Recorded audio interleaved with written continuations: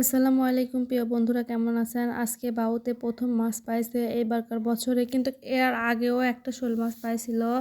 আর আজকে দুইটা মাছ পাইছে, একটা জাপানি আর একটা শোল মাছ। ছেলে বলেছিল বাবা আজকে তুমি জাপানি মাছ পাবে, তাই পাইছে। আর মাছটা আমি সুন্দর করে কেটে ধুয়ে নিলাম রান্না করার জন্য। মাছটা দেখে সবাই মাশাল্লাহ বলবেন।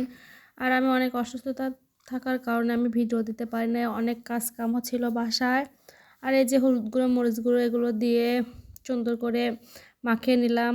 এখানে শীতকালীন সবজি ছিল আলু, সিম, ফুলকপি, এগুলো সুন্দর করে ধুয়ে নিলাম। কড়াইতে সরিষার তেল পরিমাণ মতো দিয়ে দিলাম, দিয়ে মাছগুলো দিয়ে দিচ্ছি। আর আমি সবসময় তো মাছটা ভেজে রান্না করি, কারণ ভেজে রান্না করলে মাছটা একটু খাইতে একটু মজা হয়। আর মাছ ভাজতে যে আমার যে অবস্থা, মাছের অনেক তেল ছুটতেছিল, মানে অনেক জোরে জোরে তেল ফুটতেছিল।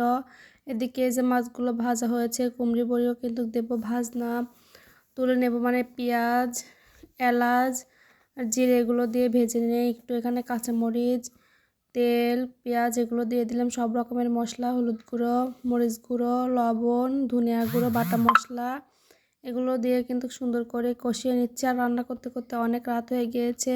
আর ফুলকপি কিন্তু ভেজে নিয়েছিলাম, ভিডিওটা দিতে পারি নাই। এদিকে রান্নাও কিন্তু করতেছি, আবার যেহেতু কষানো হচ্ছে, ধনিয়ার পাতা দিলে তো আরও বেশি মজা হয় খাইতে তরকারি, যেহেতু এখন শীতের সিজন। এদিকে তরকারি কষানো হয়ে গিয়েছে, আবার একটু মাছটা দিয়ে কষাবো, যেহেতু ভেজে রেখেছিলাম। তারপরে বড় মাছের জন্য একটু আবার কষিয়ে নেব, কষিয়ে নিলে আবার একটু যাতে মশলাটা সব জায়গায় পৌঁছায় যায় এজন্য। আর মাটির চুলা অনেক সুন্দর করে জ্বলতেছে, অনেক দিন চুলাটা আমার লেপা নাই, কারণ অনেক ঝামেলা, অনেক কাজ করতেছিলাম বাসায়, ধানের কাজ।